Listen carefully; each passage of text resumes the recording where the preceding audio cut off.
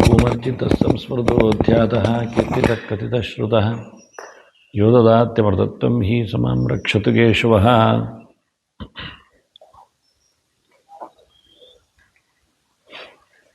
ಮಧ್ವಾಚಾರ್ಯರ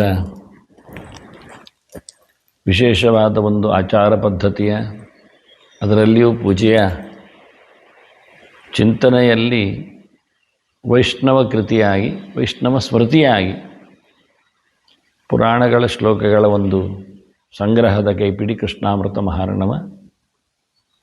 ಅಲ್ಲಿನ 100, 200, 300 ಶ್ಲೋಕಗಳಲ್ಲಿನ 11ನೆಯ ಶ್ಲೋಕದ ಚಿಂತನೆ ಇವತ್ತು ನಮ್ಮ ಭಾರತ ಪ್ರದಕ್ಷಿಣೆಯ 4ನೆಯ ವಾರದ ಆರಂಭ. ಇಂದ್ರ ಅಜಾನಂದ ಇಂದ್ರ ಈಶಾ ಅಂತ ಹೇಳ್ತಾ 5ನೆಯ 4 ವಾರ ಕಳೆದಿದೆ. ಉಗ್ರ ವಾರದ ಆರಂಭದಲ್ಲಿ ಭಗವಂತನ ಬಗ್ಗೆ ಹೇಳಿದ ಒಂದು ಬಹಳ ದೊಡ್ಡದಾದ ಒಂದು ಮಾತು, ಚಕ್ರದ ಅಭ್ಯರ್ಚ್ಯ ಗೋವಿಂದಂ ಬಿಲ್ಲವತ್ರೇಣ ಮಾನವ ಮುಕ್ತಿಭಾಗಿ ನಿರಾತಂಕಿ ವಿಷ್ಣುಲೋಕೆ ಚಿರಂ ವಸೇತ್ ಅಂತ. ಪ್ರತಿಯೊಂದು ಕಾರ್ಯಪದ್ಧತಿಯನ್ನು ತಿಳಿಸಿಕೊಡುವಾಗ ಅಲ್ಲಿನ ಫಲವನ್ನು ಮನುಷ್ಯ ಅಪೇಕ್ಷೆ ಮಾಡುತ್ತಾನೆ. ಫಲವನ್ನು ಹೇಳುವ ಮೂಲಕ ಅವನಿಗೆ ಅದರಲ್ಲಿ ಕ್ಷಿಪ್ರ ಪ್ರವೃತ್ತಿ, ಬೇಗ ತೊಡಗ್ತಾನೆ ಅಂತ ಹೇಳಿ ಕ್ರಮ. ಕರ್ಮದ ಫಲವನ್ನು ಉಣ್ಣುವವನು ಯಾರು? ಜೀವ. ಭಗವಂತನಿಗೆ ಯಾವುದರ ಮೇಲೆಯೂ ಪ್ರಯೋಜನ ಅಪೇಕ್ಷೆ ಇಲ್ಲ. ನ ಪ್ರಯೋಜನವತ್ವಾದಂತ. ದೇವರು ಸೃಷ್ಟಿ ಮಾಡ್ತಾನೆ. ಯಾಕೆ ಸೃಷ್ಟಿ ಮಾಡ್ತಾನೆ? ಜಗತ್ತನ್ನು ಸಾಧಕರ ಅನುಕೂಲಕ್ಕಾಗಿ ಹೊರತು ಅವನಿಗೋಸ್ಕರ ಅಲ್ಲ. ಅವನಿಗೆ ಯಾರು ಸಹ ಯಾವುದೇ ರೀತಿಯಾದ ಪೂಜೆ ಪುನಸ್ಕಾರಗಳನ್ನು ಮಾಡಿದರೂ ಮಾಡದಿದ್ದರೂ ಏನು? ನ ಕರ್ಮಣ ವರ್ಧತೆ ನೋ ಕನಿಯಾನ್. ಗೌಜಿಯಲ್ಲಿ ಗ್ರಾಮದವರು ಪೂಜೆ ಮಾಡ್ತಾರೆ ಅಂದ ತಕ್ಷಣ ದೇವರು ಭಾರಿಯಲ್ಲಿ ಅವನಿಗೆ ಪ್ರಸನ್ನತೆ ಬಂದಿದೆ. ಇಲ್ಲಿ ಪೂಜೆ ಮಾಡೋದಿಲ್ಲ, ಅದರಿಂದ ಭಗವಂತನಿಗೆ ಕೋಪ ಆಗಿದೆ. ಕೆಲವರು ಹೇಳ್ತಾರೆ ದೇವರಿಗೆ ಏನು ಲಾಭ ಇಲ್ಲಲ್ಲ. ಮನುಷ್ಯನಿಗಾದರೆ ನೈವೇದ್ಯ ಆದರೆ ಊಟ ಆಗ್ತದೆ, ಪ್ರಸನ್ನತೆ ಇರ್ತದೆ.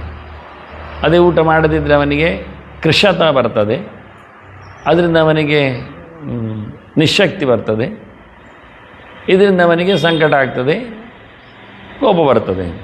ದೇವರಿಗೆ ಹಾಗೇನಿಲ್ಲ. ಈ ಹೊರಗಿನ ಯಾವುದೇ ಕರ್ಮದಿಂದ ಭಗವಂತನಿಗೆ ಬೆಳೆಯುವುದಾಗಲಿ ಕುಂಠಿತತೆ ಆಗಲಿ, ಅದರಿಂದ ಭಗವಂತನಿಗೆ ಅಚ್ಯುತ ಅಂತ ಹೆಸರ್ತಾನೆ. ಚ್ಯುತಿ ಇಲ್ಲ, ಯಾವುದರಲ್ಲಿ ಅವನಿಗೆ ಕಮ್ಮಿ ಇಲ್ಲ ಅಂತ. ಹಾಗಾಗಿ ಸಾಧನೆ ಮಾಡುವುದು ನಮಗಾಗಿ, ನಮ್ಮ ಉದ್ಧಾರಕ್ಕಾಗಿ ಅಂಥೇಳಿ ಜೀವಲೋಕಕ್ಕೆ ಬೇಕಾಗಿರತಕ್ಕಂತಹ ಫಲವನ್ನು ಕರ್ಮಾಂತ್ಯದಲ್ಲಿ ಹೇಳುತ್ತಾರೆ. ಇದನ್ನೆಲ್ಲ ಕೆಲವೊಮ್ಮೆ ಸುಳ್ಳು ಹೇಳುತ್ತಾರ ಅಂತ ಅನಿಸ್ತದೆ, ಹೊಗಳಲಿಕ್ಕೋಸ್ಕರ ಹೇಳುತ್ತಾರ ಅಂತ. ಆದರೆ ವೇದವ್ಯಾಸರಿಗೆ ಪುರಾಣಗಳಲ್ಲಿ ಇದನ್ನು ಹೇಳುವುದರಲ್ಲಿ ತಾತ್ಪರ್ಯ ಇರುವಾಗ ಅವ್ರು ಯಾಕೆ ಸುಳ್ಳು ಹೇಳಬೇಕು? ಕರ್ಮಕ್ಕೆ ಫಲ ಕೊಡುವುದು ಭಗವಂತನೇ ಆಗಿರುವಾಗ ಎಷ್ಟು ಹೇಗೆ ಫಲ ಕೊಡುತ್ತಾನೆ ಎನ್ನುವುದು ದೇವರಿಗೆ ಬಿಟ್ಟಿದೆ. ಯಾಕೆ ಸುಳ್ಳು ಹೇಳ್ತಾನೆ? ಫಲ ಇದೆ ಅಂತ ಹೇಳುವುದರಿಂದ ನಮಗೆ ಪ್ರವೃತ್ತಿ ಆಗ್ತದೆ. ಫಲ ಇದೆ ಅಂತ ಹೇಳುವುದರಿಂದ ಸುಳ್ಳು ಹೇಳಿದ್ದು ಅಂತ ಅನಿಸಿಕೊಂಡ್ರೆ ಅದನ್ನು ಒಂದು ದೃಷ್ಟಿಯಿಂದ ನಮಗೆ ಮೋಸ ಮಾಡಿದ್ದು ಆಗ್ತದೆ. ಆದರೆ ದೇವರಿಗೆ ಮೋಸ ಮಾಡುವ ಯಾವುದೇ ರೀತಿಯಾದ ಇರಾದೆ ಇಲ್ಲ. ಅವನಿಗೇನು ಸುಳ್ಳು ಹೇಳಬೇಕಾಗಿ ಇಲ್ಲ. ಹಾಗಾದರೆ ಅಂತಹ ಫಲ ಸಿಗ್ತದ ಅಂದರೆ ಸಿಗ್ತದೆ. ಉತ್ತಮ ಅಧಿಕಾರಿಗಳು ಅಂತ ಇದ್ದಾರೆ, ಮಧ್ಯಮ ಅಧಿಕಾರಿಗಳು ಅಂತ ಇದ್ದಾರೆ, ಮಂದ ಅಧಿಕಾರಿಗಳು ಅಂತ ಇದ್ದಾರೆ. ಅಧಿಕಾರಿಗಳು ಎಲ್ಲರೂ ಪ್ರಕಾರದಲ್ಲಿ 3 ಪ್ರಕಾರದವರಿದ್ದಾರೆ. ಉತ್ತಮ ಅಧಿಕಾರಿಗಳಿಗೆ ಅಲ್ಲಿ ಹೇಳಿದ ಪೂರ್ಣವಾದಂತಹ ಫಲ ಸಿಗ್ತದೆ. ಮಧ್ಯಮಾಧಿಕಾರಿಗಳಿಗೆ ಸ್ವಲ್ಪ ಮಟ್ಟಿನಲ್ಲಿ ಸಿಗ್ತದೆ, ಅಧಿಮಾಧಿಕಾರಿಗಳಿಗೆ ಇನ್ನೂ ಕಮ್ಮಿ ಸಿಗ್ತದೆ. ಈಗ ಅಪುತ್ರೋ ಲಭತೆ ಪುತ್ರ ನಿರ್ಧನೋ ಧನವಾನ್ ಭವೇತ್, ರೋಗಾರ್ಥೋ ಮುಚ್ಚದೆ ರೋಗಾತ್ ಬದ್ಧೋ ಮುಚ್ಚೇದ ಬಂಧನಾತ್ ಎಲ್ಲ ಕೃಷ್ಣನ ಅಷ್ಟೋತ್ತರ ಶತನಾಮ ಸ್ತೋತ್ರ ಚಿಂತನೆ ಮಾಡಿದರೆ ಅಥವಾ ವಿಷ್ಣು ಸಹಸ್ರನಾಮ ಚಿಂತನೆ ಬಂದಿದ್ದರು, ಇವೆಲ್ಲ ಫಲವನ್ನು ಹೇಳುತ್ತಾರೆ. ಈಗ ಅದನ್ನು ಸನ್ಯಾಸಿಗಳು ಹೇಳ್ಬೋದಾ? ಕೃಷ್ಣಾಷ್ಟೋತ್ತರ ಶತನಾಮ ಸ್ತೋತ್ರವನ್ನು ಹೇಗೆ ಅಪುತ್ರೋ ಲಭವೇ ಪುತ್ರ ಅನ್ನುಂಟಲ್ಲಿ, ಮಕ್ಕಳಿಲ್ಲದವರಿಗೆ ಮಕ್ಕಳಾಗುತ್ತದೆ ಅಂತ. ಹಾಗಾದರೆ ಅವರಿಗೆ ಮಕ್ಕಳಾಗ್ತದ? ಅವರು ಸನ್ಯಾಸಿಗಳಲ್ವ, ಅವರು ಸಂಸಾರವನ್ನು ಬಿಟ್ಟವರಲ್ವ, ಅವರು ಅಷ್ಟು ಚಿಂತನೆ ಮಾಡಿದರೆ ಅವರಿಗೆ ಮಕ್ಕಳಾಗಿ ಬಿಟ್ಟರೆ ಕೊನೆಗೆ ಅಚಾನಕವಾಗಿ ತಪ್ಪಾಯ್ತಲ್ಲ ಅಂದರೆ. ಅದಕ್ಕೆ ಪುತ್ರ ಶಬ್ದಕ್ಕೆ ಅವರಿಗೆ ಆಗುವಾಗ ವಿವಕ್ಷ ಭೇದ ಅಂತ ಉಂಟು. ಅವರು ಯಾವ ಇರಾದೆಯಿಂದ ಹೇಳುತ್ತಾ ಇದ್ದಾರೆ. ಹಾಗಾಗಿ ಎಲ್ಲ ಪ್ರಯೋಜನಗಳನ್ನು ವೇದವ್ಯಾಸರು ಇಡ್ತಾರೆ ಎದುರಿಗೆ. ಯಾವುದನ್ನು ಅವನು ಆಯ್ಕೆ ಮಾಡಿಕೊಂಡು ಅದನ್ನು ಉಪಯೋಗಿಸಿಕೊಳ್ಳುತ್ತಾನೆ ಅದರ ಮೇಲೆ ಅವರು ಕೊಡುತ್ತಾರೆ. ಅದರಿಂದ ಭಕ್ತನ ಆಸೆಗಳು, ಆಕಾಂಕ್ಷೆಗಳು, ಆಲೋಚನೆಗಳು ದೇವರಿಗೆ ಗೊತ್ತಾಗ್ತದೆ. ಗೊತ್ತಾಗುವುದೇ ಇಲ್ಲ ಅಂತಾದರೆ ಫಲ ಕೊಡಲಿಕ್ಕೆ ಬರುವುದೇ ಇಲ್ಲ. ಒಳಗೆ ನಿಯಂತ್ರಣ ಮಾಡುವುದರಿಂದ ಅವನೇ ನಿಂತು ಒಳಗೆ ಇದ್ದುಕೊಂಡು ಮತ್ತ ಸಂಸ್ಕೃತಿ ಜ್ಞಾನಮಪೋಹನಂಚ ಅಂತ ಪ್ರತಿಯೊಬ್ಬರ ಎಚ್ಚರ ಮರೆವು ಅದು ದೇವರ ಕೈಯಲ್ಲಿದೆ. ಹಾಗಾಗಿ ಅವರು ಪುತ್ರ ಶಬ್ದಕ್ಕೆ ಅವರ ಚಿಂತನೆಯನ್ನು ಶಿಷ್ಯ ಅಂತವರಿಗೆ. ಆದ್ದರಿಂದ ಅಪುತ್ರೋ ಲಭತೆ ಪುತ್ರ ಅನ್ನಂತ ಒಂದೊಮ್ಮೆ ಮತ್ತೆ ನಾವೀಗ ಬರೀತೇವೆ ನೋಡಿ, ಸ್ವಾಮಿಗಳ ಶಿಷ್ಯರಿದ್ದರೆ ಅಂದರೆ ಚಿಕ್ಕ ಪಟ್ಟಕ್ಕೆ ಬಂದವರಿದ್ದರೆ ಅಂದರೆ ನೆಕ್ಸ್ಟ್ ಸನ್ಯಾಸಿಗಳಿದ್ದರೆ ಅವರನ್ನು ನಾವು ಕರಕಮಲ ಸಂಜಾತ ಅಂತ ಬರಿತೇವೆ, ಹುಟ್ಟಿದ್ದು ಅಂತ ಬರಿತೇವೆ. ಆಗ ಪುತ್ರ ಆಯ್ತಲ್ಲ, ಪುತ್ರ ವ್ಯಪದೇಶ ಬಂತಲ್ಲ. ಅಂದರೆ ಗುರುಗಳಿಗೆ ತಮ್ಮ ಅಧಿಕಾರಕ್ಕೆ ಬರತಕ್ಕ ಒಬ್ಬ ಶಿಷ್ಯನೂ ಪುತ್ರನೇ ಆಗ್ತಾನೆ, ಖಾಲಿ ಬಾಕ್ಯನಾದ ಶಿಷ್ಯ ಮಾತ್ರ ಅಲ್ಲ. ಆದ್ದರಿಂದ ಪುತ್ರ ಶಬ್ದ ವ್ಯಪದೇಶವು ಬಹಳ ವಿಸ್ತಾರವಾಗಿದೆ. ಅವರ ಚಿಂತನೆ ಅಂಥದ್ದು ಬೇರೆ ಆಗಿರೋದು. ಅವರಿಗೆ ತಮಗೆ ಪೀಠಕ್ಕೆ ಬರತಕ್ಕ ಒಬ್ಬ ಶಿಷ್ಯನನ್ನು ಪುತ್ರ ಅಂತ ಇಟ್ಕೊಳ್ಳೋದು. ಅಲ್ಲ, ಆದ ನಂತರ ಹೇಳ್ತಾರಲ್ಲ ಅವರು, ಪೀಠಕ್ಕೆ ಬಂದಾಯ್ತಲ್ಲ, ಚಿಕ್ಕ ಪಟ್ಟಕ್ಕೆ ಸಿಕ್ಕಿ ಆಯ್ತಲ್ಲ, ಇನ್ನೆಂತ ಹೇಳೋದು, ಅಪುತ್ರೋ ಲಭತೆ ಪುತ್ರ, ಇನ್ನು ಮತ್ತೊಂದು ಬೇಕಾ? ಆಗ ಏನಾಯ್ತದೆ, ಆ ಪುತ್ರದ ಲಾಭ ಶಾಶ್ವತ ಆಗ್ತದೆ. ಶಿಷ್ಯ ಸಿಕ್ಕಿದ್ದಾಗಲಿ ಪೀಠಕ್ಕೆ ಬಂದವರಾಗಲಿ ಅವರು ಶಾಶ್ವತವಾಗಿ ಅವರ ಕೈಯಲ್ಲಿ ಉಳಿಯುವ ಹಾಗೆ, ಅವರಿಗೆ ನೆಮ್ಮದಿ ಆಗುವ ಹಾಗೆ, ಅದರ ಲಾಭ ಅವರಿಗೆ ಆಗುವ ಹಾಗೆ ಆಗ್ತದೆ. ಅದನ್ನ ಅರ್ಥಗಳು ಬಹಳಷ್ಟು ವಿಸ್ತಾರಗೊಳ್ಳುತ್ತದೆ. ಯಾವತ್ತು ಶ್ಲೋಕಕ್ಕೆ ಸಂಕೋಚವೂ ಆಗ್ತದೆ.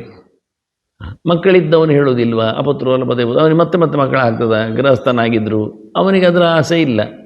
ಆಗ ಇದ್ದ ಮಕ್ಕಳಲ್ಲಿಯೇ ಅವನಿಗೆ ಯೋಗ್ಯವಾದಂತಹ ಫಲ ಬರುವಂತೆ, ಅವರ ಆರೋಗ್ಯವಾಗಿರುವಂತೆ, ಧನಿಕರಾಗಿರುವಂತೆ, ಯೋಗ್ಯರಾಗಿರುವಂತೆ ಅಲ್ಲಿ ಪ್ರಾರ್ಥನೆ ಆಗ್ತದೆ. ಹೀಗೆ ಲಾಭ ಎನ್ನುವುದು, ಪುತ್ರ ಲಾಭ ಎನ್ನುವುದು ಕೇವಲ ಸಂತಾನ ಲಾಭದಿಂದ ಹುಟ್ಟಿನಿಂದ ಮಾತ್ರ ಅಲ್ಲ. ಪುತ್ರನ ಏನೊಂದು ಲಾಭ ಇದೆ ಅವನಿಗೆ ಸಿಗುವಂಥದ್ದು ಅದೆಲ್ಲವೂ, ಅವನ ಮೇಲಿನ ವೃತ್ತಿ ಆಗಲಿ, ಅವನಿಗೆ ಸಂಪತ್ತಾಗಲಿ, ಅವನಿಗೆ ಮದುವೆ ಆಗಲಿ, ಎಲ್ಲವೂ. ಅಂದರೆ ಲಾಭ ಶಬ್ದದಲ್ಲಿ ಎಲ್ಲ ಅರ್ಥಗಳು ಬರಲಿಕ್ಕೆ ಹೋಗಿ ಪುರಾಣಗಳು ಯಾವತ್ತೂ ಸಹ ಫಲವನ್ನು ಹೇಳುವುದರಿಂದ ಅದರಲ್ಲಿ ಯಾವುದೇ ರೀತಿಯಾದಂತಹ ವಿಸಂವಾದ, ಅದು ಉಪಯೋಗಕ್ಕಿಲ್ಲ, ಅದು ಸುಳ್ಳು ಎನ್ನತಕ್ಕಂಥ ಮಾತು ಬರುವುದಿಲ್ಲ, ಬರಬಾರ್ದು. ಇದು ಒಮ್ಮೆಲೇ ಹೇಳಿದೆ. ಯಾಕೆಂದರೆ ಎಲ್ಲ ಕಡೆ ಇಂಥ ವಾಕ್ಯಗಳು ಬರ್ತಾವೆ, ಫಲವಾಕ್ಯಗಳು. ಹೆಚ್ಚಿನವರೆಲ್ಲ ಪುರಾಣಗಳೆಲ್ಲ ಸುಳ್ಳು ಹೇಳುವುದು ಸುಮ್ಮನೆ ಹೇಳುತ್ತಾರೆ, ಅವರು ಹಾಗೆಲ್ಲ ಆಗುವುದಿಲ್ಲ ಅಂತ ಹೇಳುತ್ತಾರೆ. ಸಾಧನೆ ಮಾಡಿದರೆ ಎಲ್ಲವೂ ಆಗ್ತದೆ. ಮತ್ತು ಹೇಳಿದ್ದು ಮಾತ್ರ ಆಗಬೇಕಾಗಿಲ್ಲ, ಅಲ್ಲಿ ರೋಗ ಹೇಳಿದ್ದಾರೆ, ಪುತ್ರ ಹೇಳಿದ್ದಾರೆ, ದುಡ್ಡು ಹೇಳಿದ್ದಾರೆ, ಮತ್ತೆಲ್ಲ ಹೇಳಲಿಲ್ಲ. ಅಲ್ಲಿ ಹೇಳದ್ದು ಬರುವುದಿಲ್ಲ ಅಂತಲ್ಲ, ಹೇಳದ್ದು ಉಂಟಾಗ್ತದೆ.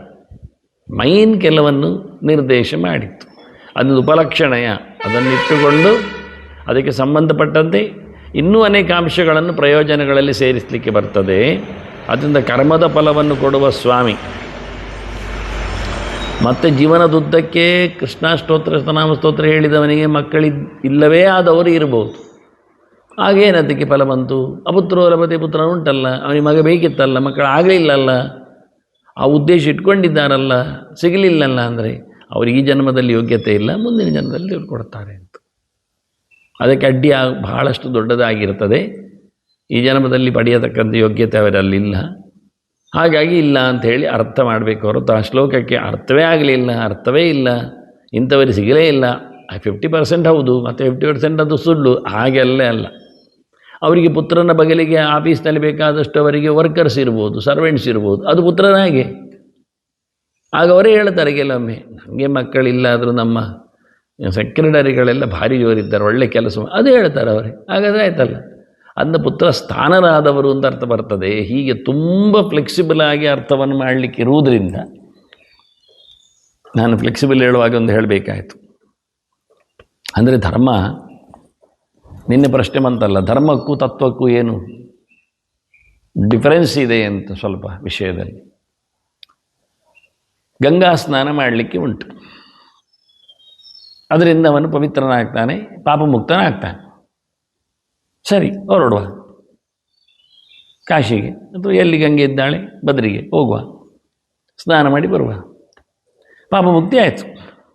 ನಾಳೆಯಿಂದ ಕತೆ ಎಂಥದ್ದು, ಪಾಪ ಮಾಡಿದ್ದಕ್ಕೆ ಮುಕ್ತಿ, ಇನ್ನೊಮ್ಮೆ ಹೋಗುದು. ಹೀಗೆ ಗಂಗಾ ಸ್ನಾನದಿಂದ ನಿಮಗೆ ಪಾಪದಿಂದ ಮುಕ್ತಿ ಅಂತ ಹೇಳಿದರೆ ಅದು ಹೇಳ್ತಾರಲ್ಲ ಎಂಥದ್ದು, ಕಾಶಿ ಮರಣೇನವ ಅಂತ. ಹಾಗೆಲ್ಲ ಕ್ರಮ ಉಂಟು.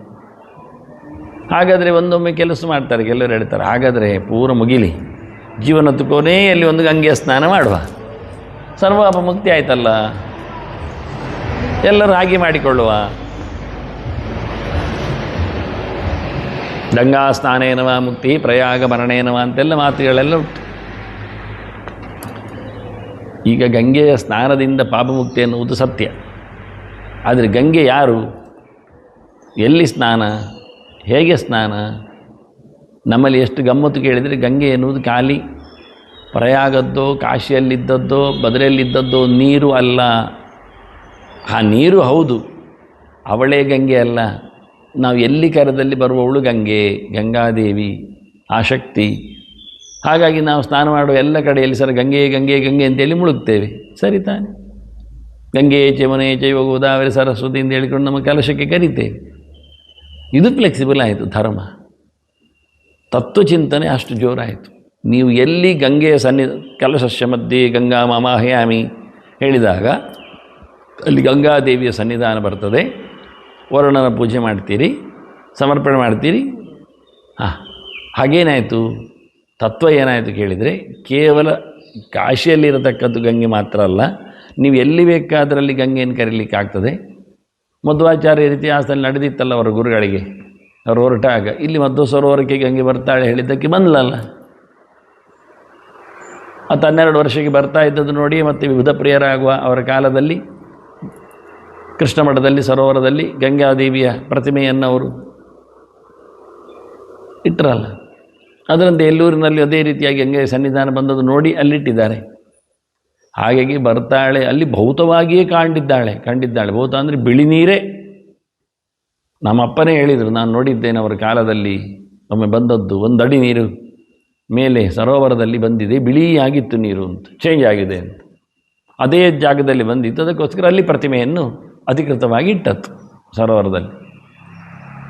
ಹಾಗಾಗಿ ಇದೇನಾಯಿತು, ಖಾಲಿ ಶಬ್ದ ಮಾತ್ರ ಅಲ್ಲ, ನಮ್ಮಲ್ಲಿ ಧರ್ಮ ಬಹಳಷ್ಟು ವಿಸ್ತಾರಗೊಳ್ಳುತ್ತದೆ. ಖಾಲಿ ಶಾಬ್ದಿಕವಾಗಿ ಅಲ್ಲ, ಗಂಗೆಯಲ್ಲಿ ಮುಳುಗಿದ್ರೆ ಮಾತ್ರ ಮಡಿಯಾಗ್ತಾನಲ್ಲ. ಗಂಗೆಯನ್ನು ಎಲ್ಲಿಯೂ ಸಂಪಾದನೆ ಮಾಡಲಿಕ್ಕಾಗ್ತದೆ, ದೇವಿಯಾಗಿದ್ದಾಳೆ ಅಂತ ಒಂದು ಕಾನ್ಸೆಪ್ಟ್. ಇದು ಪುರಾಣಗಳಲ್ಲಿನ ಅಭಿಪ್ರಾಯಗಳು. ಅದರಿಂದ ಪುರಾಣಗಳಲ್ಲಿ ಫಲಗಳು ಬಂದ ತಕ್ಷಣ ಅದು ಸುಮ್ಮನೆ ಹೇಳುತ್ತಾರೆ ಅಂತ ಹೇಳಲಿಕ್ಕಿಲ್ಲ. ಬಹಳಷ್ಟು ಅದರಲ್ಲಿ ಬೆಲೆಗಳಿವೆ, ತುಂಬ ಅದರಲ್ಲಿ ತಾತ್ಪರ್ಯಗಳಿರ್ತವೆ. ಯೋಗ್ಯ ಅಧಿಕಾರಿಗಳಿಗೆ ಖಂಡಿತವಾಗಿಯೂ ಅದು ಪೂರ್ಣವಾದ ಫಲವನ್ನು ಕೊಡ್ತದೆ. ಇನ್ನು ಅಧಿಕಾರಿಗಳು ಅಯೋಗ್ಯರು ಯಾಕೆ ಆಯಿತು ಕೇಳಿದರೆ, ಅವರ ಸಾಧನೆಯ ಮಾರ್ಗಗಳು, ಅವರ ದ್ರವ್ಯಗಳು, ಅವರ ವಿಚಾರಗಳು, ಅವರ ಭಾವಗಳು ಇವೆಲ್ಲ ಕಮ್ಮಿ ಇರ್ತದೆ, ಕಷ್ಟ ಇರ್ತದೆ. ಹೀಗಾಗಿ ಭಗವಂತನ ಬಗ್ಗೆ ನಮಗೆ ಪೂರ್ಣವಾದಂಥ ಭರವಸೆ ಇಲ್ಲದೇ ಇದ್ದಲ್ಲಿ ಆ ಫಲವನ್ನು ನಾವು ಪೂರ್ವವಾಗಿ ಪಡೀಲಿಕ್ಕೆ ಆಗುವುದಿಲ್ಲ. ಈ ರೀತಿಯಾಗಿ ಒಂದಕ್ಕೊಂದು ಪೂರಕವಾಗಿರ್ತದೆ.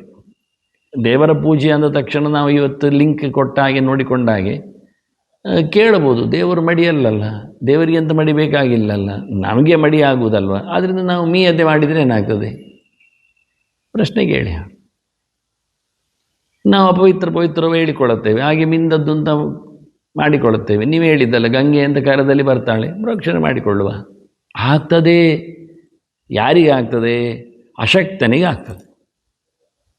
ಜ್ವರದಲ್ಲಿದ್ದಾನೆ, ಆಪತ್ತಿನಲ್ಲಿದ್ದಾನೆ ಅಂಥವನಿಗೆ ಗಂಗೆ ಅಂತ ಹೇಳಿಕೊಂಡವ ಯಾವುದೇ ನೀರನ್ನು ಹಾಕ್ಕೊಂಡ್ರೂ ಮಡಿ ಆಗ್ತದೆ. ಆದರೆ ಯಾವಾಗ? ಅಂಥ ಆತುರ ಧರ್ಮಕ್ಕೆ ಮಾತ್ರ. ಹಾಗೆ ಹೇಳಿಕೊಂಡು ಪ್ರತಿನಿತ್ಯ ಮಾಡಿದರೆ ಅದಾಗುವುದಿಲ್ಲ. ವೃತ ತೂಷ್ಣೋದಕ ಸ್ನಾನಂ ಎಲ್ಲ ನಾನು ಸಂಧ್ಯಾ ಸಮೀಕ್ಷೆಯಲ್ಲಿ ಬರೆದಿದ್ದೇನೆ, ಕೊಟ್ಟಿದ್ದೇನೆ. ಬಿಸಿನೀರು ಮೀಡಿದ್ರೆ ವ್ಯರ್ಥ ಅಂದು ಬಿಟ್ಟಿದ್ದಾರೆ. ಬಿಸಿನೀರು ಮೀಡಿದರೆ ಆರೋಗ್ಯ ಒಳ್ಳೆಯದಾಗ್ತದೆ ಅಂತ ಇದು ಯಾವುದು ನಮ್ಮದು ಶಾರೀರಿಕ ವಿಜ್ಞಾನ, ವೈದ್ಯ ವಿಜ್ಞಾನ ಎಲ್ಲ ಹೇಳುತ್ತದೆ, ಅಭ್ಯಂಗಗಳನ್ನು ಹೇಳ್ತದೆ. ಆದರೆ ವೇದಾಂತ ಶಾಸ್ತ್ರಗಳದನ್ನೆಲ್ಲ ಒಪ್ಪುವುದಿಲ್ಲ, ಅದಕ್ಕೆ ಬೆಲೆಯೇ ಕೊಡುವುದಿಲ್ಲ, ಪ್ರಯೋಜನ ಇಲ್ಲ ಅಂತಾರೆ. ಇದರಿಂದ ಏನಾಯ್ತು, ಅದು ಕೃತಕ ಅಂತಾರೆ ನೀರು. ಅದರಿಂದ ಧರ್ಮಗಳು ನಡೆಸಿಕೊಡುವಾಗ ಯಾರಿಗೆ ಏನು ಎಷ್ಟು ಹೇಗೆ ಏನಿತು ಎನ್ನುವುದು ಬಹಳಷ್ಟು ಜಿಜ್ಞಾಸೆ ಭಾರಿ ಉಂಟದರಲ್ಲಿ. ಆದ್ದರಿಂದ ಕೊನೆಗೆ ಆತ್ಮನೇ ಸಾಕ್ಷಿ, ಇನ್ನೇನು ಅಲ್ಲ. ಅವನಿಗೆ ಜ್ವರ ಉಂಟ ಇಲ್ಲವ, ಆರೋಗ್ಯ ಸರಿಯಿಲ್ಲ ಇಲ್ಲವೋ, ವರ್ಷ ಆಗಿದೆ ಇಲ್ಲವೋ, ಅದು ಒಬ್ಬರೊಬ್ಬರಿಗೆ ಒಂದು ರೀತಿಯಿಂದ ಧರ್ಮಗಳು ಬಹಳಷ್ಟು ವ್ಯತ್ಯಾಸಗೊಳ್ಳಿಕ್ಕೆ ಹೋಗಿ ಇದಮಿತ್ತಮ್ ಅಂತ ಹೇಳಿದ್ದನ್ನು ತತ್ವ ಒಪ್ಪುವುದಿಲ್ಲ. ಧರ್ಮ ಹೇಳಿ ನೀವು ತತ್ವ ಕೇಳುವುದಿಲ್ಲ. ತತ್ವದಲ್ಲಿ ಬೇಕಾದಷ್ಟು ಅಡಿಟಿಪ್ಪಣಿಗಳು, ಅಡಿ ನಿಯಮಗಳು ಇರ್ತವೆ. ಆದ್ದರಿಂದ ಪುರಾಣಗಳು ಹೇಳುವಲ್ಲಿ ಎಷ್ಟೋ ಜನರು, ಮತ್ತೊಂದು ಆಚಾರ್ಯರು ಒಂದು ಕಡೆಯಲ್ಲಿ ಕಥೆಯ ಬಗ್ಗೆ ಹೇಳುವಾಗ ಒಂದು ಮಾತು ಹೇಳ್ತಾರೆ, ಶಿಕ್ಷಾಗ್ರಾಹ್ಯ ಅಂತ. ಅಲ್ಲ, ನೀತಿಯನ್ನು ಕೇಳಿ ಪ್ರಾಣಿಗಳೆಲ್ಲ ಕತೆ ಬರ್ತದೆ, ಅದೆಲ್ಲ ಆಗಿರ್ತದೆ, ಆಗಲಿಕ್ಕೆ ಆಗ್ತದೆ, ಆಗುವುದಿಲ್ಲ ಅಂತಲ್ಲ. ಆದರೆ ನಮಗದರ ಪರಿಚಯ ಆಗಲಿಕ್ಕೆ ಕಾರಣ ಅದರ ನೀತಿಯಿಂದ, ಶಿಕ್ಷಣದಿಂದ, ಅದರ ಪದ್ಧತಿಯಿಂದ. ಹಾಗಾಗಿ ಇದನ್ನೆಲ್ಲ ಗಮನಿಸಿ ಕೆಲವು ಕಥೆಗಳನ್ನು ವೇದವ್ಯಾಸರು ಕೊಟ್ಟದ್ದುಂಟು. ಅದು ರಿಯಲ್ಲ ಅಂತ ಕೇಳಿದರೆ ಅದರಲ್ಲಿ ತತ್ವಗಳು ರಿಯಲ್, ನೀತಿಗಳು, ಶಿಕ್ಷಣಗಳು ಬಹಳ ಚೆನ್ನಾಗಿರುತ್ತವೆ. ದೊಡ್ಡ ಉದಾಹರಣೆಯಾಗಿಯೇ ನೋಡಿ, ಸೀತೆ ರಾವಣನ ಕೈಗೆ ಸಿಕ್ಕಿದ್ದು ಸರಿಯ ತಪ್ಪು ಸೀತೆಯ? ತಪ್ಪು ಸೀತೆ ಅಂದರೆ ನಮಗೆ ಗ್ಯಾರಂಟಿ ಗೊತ್ತುಂಟು, ಒರಿಜಿನಲ್ ಅಲ್ಲ ಅಂತ. ಆದರೆ ರಾಮಚಂದ್ರ ಮತ್ತೆ ಹುಡುಕಿದ್ಯಾಕೆ? ಸೀತೆ ಅಂತೇಳಿ ಕೂಗಿದ್ಯಾಕೆ? ಕೊನೆಗೆ ರಾವಣನಿಗೆ ಪನಿಷ್ಮೆಂಟ್ ಆದದ್ದು ಸೀತೆ ಕದ್ದದ್ದಕ್ಕ ಖಾಲಿ ಸೀತೆಯನ್ನು ಕದ್ದದ್ದಲ್ಲವ ಈಗ, ಯಾಕೆ ಅದು ಸೀತೆ ಅಲ್ಲ. ಆದರೆ ಅವನ ತಲೆಯಲ್ಲಿ ಸೀತೆಯೇ ಅಂತಿತ್ತು, ರಾಮನಿಗೆ ಹೆಂಡತಿಯನ್ನು ವಿಯೋಗ ಮಾಡಿದೆ ಅಂತಲೇ ಇತ್ತು ಅವನ ತಲೆಯಲ್ಲಿ. ಆದರೆ ರಾಮನಿಗೆ ಸೀತೆ ಕಳೆದೋಗಲೇ ಇಲ್ಲ, ಒರಿಜಿನಲ್ ಅಲ್ಲವೇ ಅಲ್ಲ. ಇದೆಲ್ಲ ತೋರಿಕೆಗೋಸ್ಕರ ಯಾಮ್ ಕರೋತಿ ವೃದೈವ ಕರೋತಿ ಲೀಲ ಅಂತ ಹೇಳಿಕೊಂಡು ಏನೆಲ್ಲ ರಾಮದೇವರು ಅಂದರೆ ದೇವರು ನಾಟಕ ಮಾಡ್ತಾನೆ, ಅದಕ್ಕೆ ಅನುಗುಣವಾಗಿ ಲಕ್ಷ್ಮಿಯು ಸೀತೆಯು ನಾಟಕ ಮಾಡ್ತಾಳೆ. ಇವನ್ನೆಲ್ಲ ಇದು ತತ್ವಗಳು ನೋಡಿಕೊಂಡಾಗ ಅದರ ರಹಸ್ಯಗಳು ಅರ್ಥ ಆಗುವಂಥದ್ದು. ಅಂದರೆ ಜನರಿಗೆ ಚಿಂತನೆ ಮಾಡಲಿಕ್ಕೆ ಅನುಕೂಲ ಮಾಡಲಿಕ್ಕೆ ಇಂತಹ ಒಂದು ಪ್ರಕಾರಗಳನ್ನು ಉಲ್ಲೇಖ ಮಾಡ್ತಾರೆ, ಕಥೆಯಲ್ಲಿ ತೋರಿಸಿಕೊಡ್ತಾರೆ. ಅದರ ನಿತ್ಯ ಸಿದ್ಧಾಂತವನ್ನು ಹೇಳ್ತಾರೆ. ಎಲ್ಲಿಯಾದರೂ ಒಂದೊಮ್ಮೆ ಯಾರಿಗಾದರೂ ದೇವರ ಬಗ್ಗೆ ಆಕ್ಷೇಪ ಬಂದರೆ ಎಂಥದ, ನಿಮ್ಮ ದೇವರಲ್ಲಿ ಸಹ ಹೆಂಡತಿ ಕಳೆದೋದದ್ದಿಲ್ವ? ಅವನಿಗೆ ತನ್ನ ಹೆಂಡತಿಯನ್ನು ಉಳಿಸಿಕೊಳ್ಳಿಕ್ಕೆ ಬಂತ? ರಾವಣನಂಥ ಕಳ್ಳರಿಗೆ ಸಿಗುವಂತೆ ಆದ ನಿಮ್ಮ ದೇವರ ಹೆಂಡತಿ ಎಂತ ಪೂಜೆ ಮಾಡಿದ್ದು ನೀವು ಅಂತ ಕೇಳಿದರೆ ಇಲ್ಲ, ಅದು ಒರಿಜಿನಲ್ ಅಲ್ಲ ಹೇಳಲಿಕ್ಕೆ ನಮ್ಮಲ್ಲಿ ಮಾತು. ಅಂದರೆ ತತ್ವಕ್ಕೆ ವಿರೋಧ ಬಂದಾಗ ನಾವು ಅದನ್ನು ತೋರಿಸಲಿಕ್ಕೋಸ್ಕರ ರಹಸ್ಯವನ್ನು ಉದ್ಘಾಟನೆ ಮಾಡಲಿಕ್ಕೆ ಇಟ್ಟಿದ್ದೇವೆ, ಅದು ಕೊಟ್ಟಿದ್ದಾರೆ. ಹಾಗಾಗಿ ಎಲ್ಲಿ ಚಿಂತನೆಗೆ, ಕತೆಗೆ, ಶಿಕ್ಷಣಕ್ಕೆ ಯೋಚನೆ ಬರ್ತದೋ ಬಹಳ ದೊಡ್ಡ ಒಂದು ತತ್ವ. ಅವನು ತಗೊಂಡೋಗಿ ಇದು ರಾಮನದ್ದೇ ಹೆಂಡತಿ ಅಂತ ಭ್ರಮಿಸಿ ಸೀತೆಯನ್ನು ಮೋಹಿಸಲಿಕ್ಕೆ ಹೋಗಿ ನನ್ನ ಹೆಂಡತಿ ಆಗಬೇಕು ಅಂತ ಪ್ರಯತ್ನಕ್ಕೆ ನಿಂತ ರಾವಣ, ಇದು ಭಯಂಕರ ಮೂರ್ಖತನ. ಅದು ತೋರಿಸ್ಬೇಕು ನಮಗೆ. ಭಾರಿ ದೊಡ್ಡ ಮೂರ್ಖವ ಇದ್ದಾನೆ, ಅನ್ಯಾಯಗಾರ ಇದ್ದಾನೆ, ಸಿದ್ಧಾಂತ ದೊಡ್ಡದು ಅಪಚಾರ ಏನು ಮಾಡಿದ್ದಾನೆ. ಶಿಕ್ಷಣ ಏನು ಕೇಳಿದರೆ ನಾನು ರಾಮ ಅಂತ ಆರೋಪ ಮಾಡಿಕೊಳ್ತಾ ಇದ್ದಾನೆ. ನೀನು ಸೀತೆ ನನ್ನ ಹೆಂಡತಿ ಆಗಬೇಕು ಅಂದರೆ ಏನಾಯಿತು, ನಾನು ದೇವರಾಗಬೇಕು ಅಂತ ಅವನಲ್ಲಿ ಕಲ್ಪನೆ ಬಂದಾಗ ಆಯಿತು. ಅಹಂ ಬ್ರಹ್ಮಾಸ್ಮಿಯ ಚಿಂತನೆ ರಾವಣನಲ್ಲಿ ಬರಲಿಕ್ಕೆ ಹೋಗಿ ಇದು ನೋಡುವಂಥ ಮುಖಗಳು, ಶಿಕ್ಷಣದ ಕಥೆಗಳು ಎಲ್ಲ ಚಿಂತನೆಗಿರತಕ್ಕಂಥ ಅಂಶಗಳು. ಅಮೃತ ಬಂದ ಇದೆ, ಕೈಯಲ್ಲಿದೆ, ದೈತ್ಯರು ಎಳ್ಕೊಂಡು ಹೋದು ಧನ್ವಂತರಿ ಕೈಯಲ್ಲಿ ಹೇಳ್ತೀರಿ, ದೇವರು ಧನ್ವಂತರಿ ಅಂತ ಹೇಳ್ತೀರಿ. ಇಷ್ಟು ಸಡಿಲ ಅವನ ಕೈ, ಅದು ಬಿಟ್ಟುಕೊಡೋದವ? ಹೇಳಿದ ಗಟ್ಟಿ ಹಿಡಿಲಿಕ್ಕೆ ಬರೋದಿಲ್ಲ ಕೇಳಿದರೆ. ದೈತ್ಯರು ಅಪಹಾರ ಮಾಡುವವರು ಅಂತ ನಿಮ್ಗೆ ಗೊತ್ತಾಗಬೇಕು. ಇಬ್ಬರು ಮತನದಲ್ಲಿ ಸೇರಿದ್ದಾರೆ, ಇಬ್ಬರಿಗೂ ಅದು ಹಂಚಿ ಹೋಗಲಿಕ್ಕೆ ಉಂಟು ಎನ್ನುವುದು ಸತ್ಯ. ಫಲಿತಾಂಶದಲ್ಲಿ ದೇವತೆಗಳಿಗೆ ಕೊಡುವುದಿಲ್ಲ ಅಂತ ಹೇಳಿಕೊಳ್ಳುವ ದೈತ್ಯರ ಆಟ ಆಡುವ ನಿಮಗೆ ಅರ್ಥ ಆಗಬೇಕು. ಅದಕ್ಕೆ ಧನ್ವಂತರಿ ಸುಮ್ಮನೆ ಸಡಿಯಲ್ಲಿ ಬಿಟ್ಟ. ಒಂದೊಮ್ಮೆ ಹಿಡಿದಿದ್ದರೆ, ಗಟ್ಟಿ ಹಿಡಿದಿದ್ದರೆ ದೈತ್ಯರು ಹೇಳ್ತಿದ್ರು ಅದು ನಾ ಮುಟ್ಟಿ ನೋಡಿದ್ದು ಚಿನ್ನದ್ದ ಎಂಥದ್ದು ಅಂತ ಹೇಳಿ ತಪ್ಪಿಸಿಬಿಡ್ತಾರೆ. ಅದನ್ನು ಅರ್ಥ ಮಾಡಿದರೆ ಕಥೆಯನ್ನು ಗೊತ್ತಾಗಿಸಲಿಕ್ಕೆ ಹಾಗೆ ಮಾಡ್ತಾರೆ. ಎಷ್ಟು ಅವರು ದುಷ್ಟರಿದ್ದಾರೆ. ಅದರಲ್ಲಿ ಎಂಥದ್ದು ನತ್ವಂ ನತ್ವಂ ಇತಿ ಪ್ರಭು ಅಂತಾನೆ. ಅಹಂ ಪೂರ್ವಂ ನತ್ವಂ ನತ್ವಂ. ಒಬ್ಬ ರಾಕ್ಷಸನ ಕೈಯಲ್ಲಿದ್ದದ್ದನ್ನು ಇನ್ನೊಬ್ಬ ರಾಕ್ಷಸ ಕದ್ದಿದ್ದಾನೆ. ಈಗ ಅವರಲ್ಲಿ ಆದರೂ ರಾಕ್ಷಸರಲ್ಲಿ ಆಯ್ತಪ್ಪ ದೇವತೆಗಳಿಗೆ ಕೊಡುವುದಿಲ್ಲ, ನಾವೇ ಕುಡಿತೇವೆ ಅಂತ ಹೇಳ್ಕೊಂಡು ಹೋದ್ರ? ಅದೂ ಇಲ್ಲ. ಅದರಲ್ಲಿ ಒಬ್ಬನ ಕೈಯಿಂದ ಅದು ಪಾಸ್ ಆಗ್ತಾ ಉಂಟು, ಹೇಳ್ಕೊಳ್ತಾ ಇದ್ದಾರೆ ನನಗೆ ಮಾರೆ ನಿನಗೆ ವೆಲ್ಲ. ಅದರಲ್ಲಿ ಯಾವನೋ ಒಬ್ಬ ದೈತ್ಯ ಜೋರು ಇರಬೇಕು, ನಾನೊಬ್ಬನೇ ಕುಡಿಬೇಕು ಅಂತ ಹೊರಟವನು ಒಬ್ಬೊಬ್ಬರೇ. ಇತ್ತು ಗೊತ್ತಾಗಿದೆ, ಯಾರಿಗೆ ಗೊತ್ತಾಗೋದು? ಯಾರು ಹೇಳು ಇಲ್ಲ ಈ ಕತೆ ನಿಮಗೆ. ಅಮೃತ ಮತ ದೈತ್ಯರು ಕಳ್ಕೊಂಡು ಯಾರು ಹೇಳ್ಕೊಂಡು ಹೋದದ್ದು, ಏನು ಕತೆ ಆಯಿತು ಇದು ತೋರಿಸಲಿಕ್ಕೆ ಕಥೆಯಲ್ಲಿ ದೈತ್ಯರಲ್ಲಿ ಎಷ್ಟು ನೀಚರಿದ್ರು ಕೇಳಿದರೆ ಒಬ್ಬೊಬ್ಬನನ್ನು ತುಳಿಯುವಷ್ಟರ ಮಟ್ಟಿಗೆ ಹೇಳ್ಕೊಂಡು ಹೋಗ್ತಾ ಇದ್ದ. ನನಗೆ ನಿನಗೆ ಬೇಡ ಅಂತ. ಈ ರೀತಿಯಾಗಿ ಕೆಲವೆಲ್ಲ ಶಿಕ್ಷಣವರದ್ದು ಸಡಿಲಾಗಿ ತೋರಿಸಲಿಕ್ಕೋಸ್ಕರ ದೇವರು ಕೆಲವು ಸೋತ ಹಾಗೆ ಅಥವಾ ಅಶಕ್ತನಾಗೆ ಅಥವಾ ಏನು ಗೊತ್ತಿಲ್ಲ ಇದ್ದ ಹಾಗೆ ಮಾಡಿಬಿಡ್ತಾನೆ. ಹೀಗೆ ಪುರಾಣಗಳು ಎಲ್ಲ ಅನೇಕ ಅಭಿಪ್ರಾಯಗಳನ್ನು ಹೇಳುತ್ತವೆ. ಈ ಅಭಿಪ್ರಾಯಗಳನ್ನು ಪುರಾಣಗಳೇ ಹೇಳುತ್ತವೆ. ಇದು ವಿಶೇಷ. ದುಷ್ಟಾನ ಮೋಹನಾಯ ಶಾಂತ ಯಾಕೆ ಹೇಳಿದ್ರು? ಹೀಗೆ ಅವರಿಗೆ ಬೇಕು ಅಂತ ಮೋಹ ಬರಲಿ ಅಂತಲೇ ಎನ್ನುವಂಥ ಅಭಿಪ್ರಾಯವನ್ನು ಇನ್ನೊಂದು ಕಡೆಯಲ್ಲಿ ಹೇಳಿರ್ತಾರೆ. ಅಂದರೆ ಪುರಾಣಗಳಷ್ಟು ಜೋರಿವೆ. ಸಮಗ್ರ ಪುರಾಣ ಅಧ್ಯಯನ ಮಾಡಿದರೆ ಪುರಾಣಗಳ ಇಥಿಕ್ಸ್ ಅಂದರೆ ಅವುಗಳ ತಾತ್ಪರ್ಯ ಏನು ಅಂತ ನಮಗೆ ಅರ್ಥ ಆಗ್ತದೆ. ಹಾಗೆ ಇಲ್ಲಿ ಸಕೃತ್ ಅಭ್ಯರ್ಚ್ಯ ಅಂತ ಹೇಳುವಲ್ಲಿ ಒಮ್ಮೆಯಾದರೂ ನೀವು ಜೀವನದಲ್ಲಿ ಬಹಳ ಪ್ರೀತಿಯಿಂದ ಅಭ್ಯರ್ಚ್ಯ ಶಬ್ದ ಅಭಿತಃ ಅರ್ಚನಂ, ಪೂರ್ಣವಾದ ಪೂಜೆ ಕ್ರಮಬದ್ಧವಾಗಿ ಒಂದು ಮುಳುಗಲಿಕ್ಕೆ ಹೋದ್ರೇ ಪಾಠ ಮುಗಿಯುವುದಿಲ್ಲ. ಅಷ್ಟು ಅದ್ಭುತವಾದಂತಹ ಸ್ನಾನದ ವ್ಯವಸ್ಥೆಯನ್ನು ಹೇಳ್ತಾರೆ ಆಚಾರ್ಯರು. ತ್ರಿನಿಮಜ್ಜಾಪ್ಯ ಸೂಕ್ತೇನ ಅಂತೆಲ್ಲ ಹೇಳಿಕೊಂಡು ಇದು ಎಂಥದ್ದು ಮೃತಿಗೆ ಎಂಥದ್ದು ಉದ್ರದೇತಿ ಮೃದಾಲಿಪ್ಯ ದ್ವಿಷಡಷ್ಟ ಷಡಕ್ಷರೈಹಿ ತ್ರಿನಿಮಜ್ಜಾಪ್ಯ ಸೂಕ್ತೇನ. ಸಾಮಾನ್ಯವಾದ ವಿಷಯಗಳೇ ಅರ್ಥ ಆಗುವುದಿಲ್ಲ, ಮುಗಿಯುವುದಿಲ್ಲ. ಉದ್ರತ ಅತಿವರ ಹೇಣ ಕೃಷ್ಣೇನ ಶತಬಾಹುನ ಮೃತ್ತಿಗೆ ಹನಮೇ ಪಾಪ ಹೇಳಿಕೊಂಡು ಮೃತ್ತಿಗೆ ಹಚ್ಚಿಕೊಳ್ಳುವ ಕ್ರಮ. ನಾವು ಒಂದನ್ನು ಬಿಟ್ಟರೆ ಒಂದು ಹೋಗ್ತದೆ. ಊರ್ಧ್ವಪುಂಡ್ರ ಧಾರಣೆ ಮುಂದೆ ಹೇಳ್ತಾರೆ ಆಚಾರ್ಯ, ಊರ್ಧ್ವಪುಂಡ್ರ ಧಾರಣೆ ಮಾಡದಿದ್ದರೆ ಸ್ಮಶಾನದ ಮೋರೆ, ಅಲ್ಲಿಗೆ ಪೂಜೆ ಜಪ ಎಂಥದ್ದು ಇಲ್ಲ ಅಂತ ಅಲ್ಲಿ ಆರಂಭ ಮಾಡ್ತಾರೆ. ಹಾಗೆ ಮೃತ್ತಿಗೆ ಹಾಕದಿದ್ದರೆ ಇಲ್ಲಿ ಇಲ್ಲ ಅಂತ ಆರಂಭ ಮಾಡ್ತಾರೆ. ಸ್ನಾನ ಮಾಡದೇ ಇದು ಪೂಜೆ ಜಪ ಇಲ್ಲ ಅಂತಾರೆ. ಸ್ನಾನ ಮೂಲ ಕ್ರಿಯಾಸರ್ವ. ಅದಕ್ಕಿಂತ ಮೊದಲು ಮೃತ್ಯು ಹಾಕದಿದ್ದರೆ ಸ್ನಾನವೇ ಅಲ್ಲ ಅಂತಾರೆ. ಒಂದೊಂದು ಪೆಟ್ಟು ಕೊಡೋದು ನೋಡಿ ಹೇಗೆ ಅಂತ. ಇನ್ನು ಮೊದಲೆದ್ದು ಹೇಳ್ತಾರೆ ಅವರು ದೌತದಂತ ಸಮಾಚಮ್ಯ ಸ್ನಾನಂ ಕುರಿಯ ವಿಧಾನತ ಅಂತ. ಹಲ್ಲು ತೊಳೆಯದೆ ಸ್ನಾನ ಮಾಡಿ, ಅವನು ಹಲ್ಲು ತೊಳೆದು ಬಂದರೆ ಅವತ್ತು ಸ್ನಾನದವನ ಲೆಕ್ಕ ತಪ್ತದೆ. ಹೀಗೆ ಒಂದೊಂದಕ್ಕೆ ಹೊಡೆತ ಅಭ್ಯರ್ಚ್ಯ ಇಲ್ಲಿ ಹೇಳಿದದಕ್ಕೆ ಸಾಕಂದ ಅಭ್ಯರ್ಚ್ಯ. ಒಮ್ಮೆಯಾದರೂ ಕಂಪ್ಲೀಟ್ಲಿ ಸರಿಯಾಗಿ ದೇವರ ಪೂಜೆ ಮಾಡಿದರೆ ಖಂಡಿತ ಅವನಿಗೆ ಮೋಕ್ಷದ ವ್ಯವಸ್ಥೆ ಇದೆ ಅಂತ. ಅಷ್ಟು ದೊಡ್ಡ ಮಟ್ಟಿನಲ್ಲಿ ಹೇಳಬೇಕಾದ್ರೆ ಅಂದರೆ ದೇವರ ಪ್ರಸಾದ ಇನ್ನೊಮ್ಮೆ ಬಂದಿತ್ತು. ಪ್ರಸಾದಿತ ಅಂತ ವಿಷ್ಣುರಸ್ಯ ಪ್ರಸಾದಿತ, ಭಗವಂತವಿನಲ್ಲಿ ಅನುಗ್ರಹಕ್ಕೆ ಪಾತ್ರನಾಗುವಂತೆ ಆಗಿದ್ದಾನೆ ಅಂತ ದೊಡ್ಡ ಮಾತದು. ಪ್ರಸಾದ ಎನ್ನುವುದು ಜಿಜ್ಞಾಸೋತ್ತ ಜ್ಞಾನದ ಪ್ರಸಾದಾದೇವ ಮುಚ್ಯತೆ ಅಂತ ಅನವ್ಯಾಖ್ಯಾನದಲ್ಲಿ ಆಚಾರ್ಯ ಹೇಳುವಾಗ ದೇವರನ್ನು ನಾವು ಪ್ರೀತಿಸಬೇಕು, ಭಕ್ತಿ ಮಾಡಬೇಕು. ಭಗವಂತನನ್ನು ಪ್ರೀತಿಸಲು ಭಕ್ತಿ ಮಾಡಲು ಅವನಲ್ಲಿ ವಿಶ್ವಾಸ ಬರಲಿಕ್ಕೆ ನಾವು ಅವನ ಜ್ಞಾನವನ್ನು ಸಂಪಾದನೆ ಮಾಡಬೇಕು. ಜ್ಞಾನ ಸಂಪಾದನೆ ಮಾಡುವಾಗ ಯಥಾರ್ಥವಾಗಿರಬೇಕು, ತಪ್ಪು ಕಲ್ಪನೆಗಳು ಇರಬಾರ್ದು.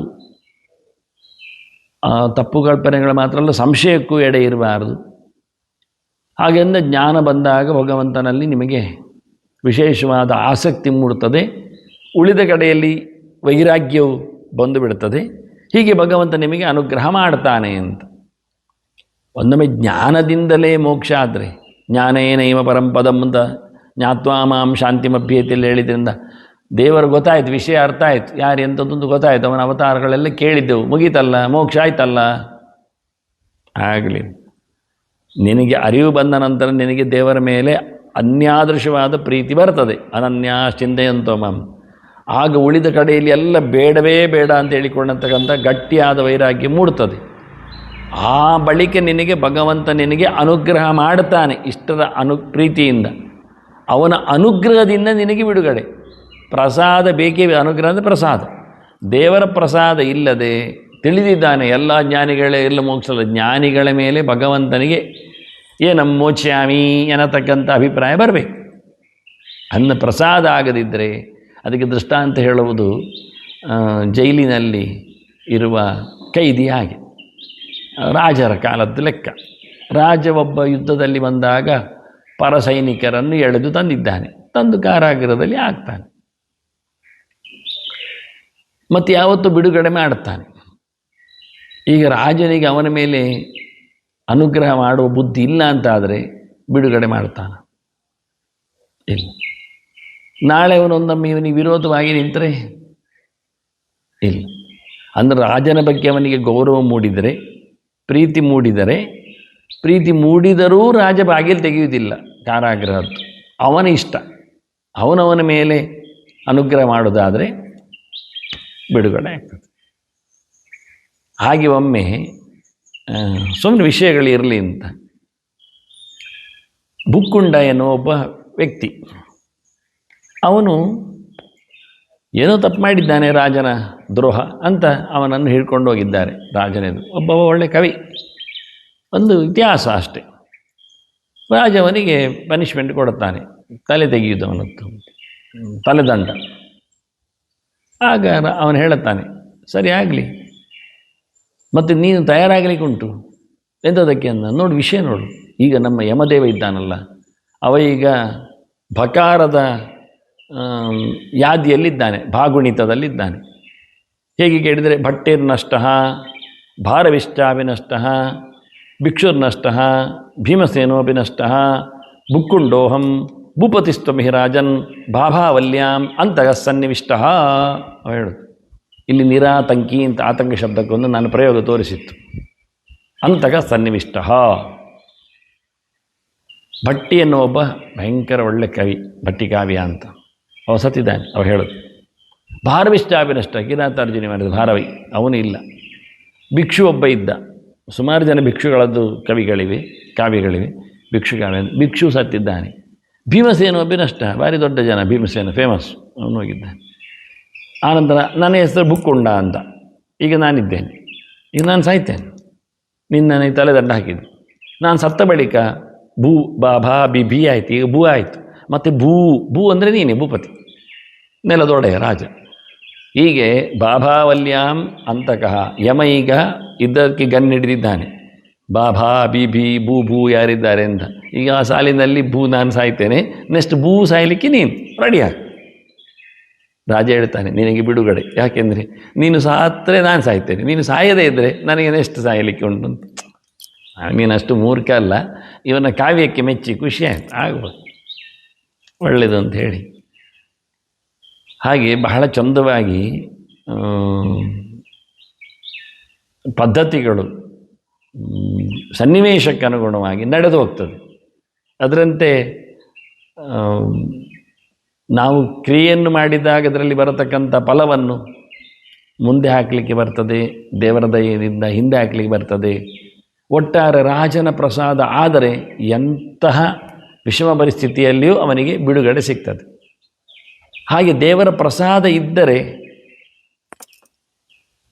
ಅದರ ಪ್ರಸಾದ ಅನುಗ್ರಹ ಬೇಕೇ ಬೇಕು ಭಗವಂತನದ್ದು. ಅದಕ್ಕೋಸ್ಕರ ಮಾಡಬೇಕಾದ ಕರ್ಮ ವಿಧಾನ ಪರಿಪೂರ್ಣವಾದವನ ಸೇವೆ. ಅಭ್ಯರ್ಚ್ಯ ಸಕೃದ ಅಭ್ಯರ್ಚ್ಯ, ಇದೆಲ್ಲ ಒಮ್ಮೊಮ್ಮೆ ಹೇಳುವುದಿಲ್ಲ, ಇಂಥ ಮಾತುಗಳು ಮುಂದೆ ಬರ್ತದೆ ಬೇಕಾದಷ್ಟು. ಯಾಕೆಂದರೆ ದೇವರ ಸೇವೆಯಲ್ಲಿ ಬರತಕ್ಕಂಥ ಫಲ ಒಂದಿಷ್ಟು ಅಷ್ಟಲ್ಲ ಅಂತ ಹೇಳಲಿಕ್ಕೋಸ್ಕರ ಹೇಳೋದು. ಕೆಲವೊಮ್ಮೆ ಹೇಳಿದ್ದ ಕೆಲವೊಮ್ಮೆ ಹೇಳ್ತಾನೆ. ಸಾಯುವ ಕಾಲಕ್ಕೆ ಕೃಷ್ಣನ ಹೇಳಿದ್ದಲ್ಲ ವಾಕ್ಯ, ಬರಂ ಭಾವಭಾವಿತ. ಯಾರಾದರೂ ಸಾಯುವ ಹೊತ್ತಿನಲ್ಲಿ ಯಾವ ರೀತಿಯಲ್ಲಿ ದೇವರ ನೆನೆದು ಸಾಯ್ತಾರೋ ಅವರು ದೇವರ ಲೋಕಕ್ಕೆ ತೆರಳುತ್ತಾರೆ. ಏನು ನೆನಪಿಸಿಕೊಳ್ತಾನೋ ಅದು ಆಗ್ತಾನವ, ಅದನ್ನು ನೀವು ಯೋಚನೆ ಮಾಡಿ ಅಂತ ಹೇಳುತ್ತಾರೆ.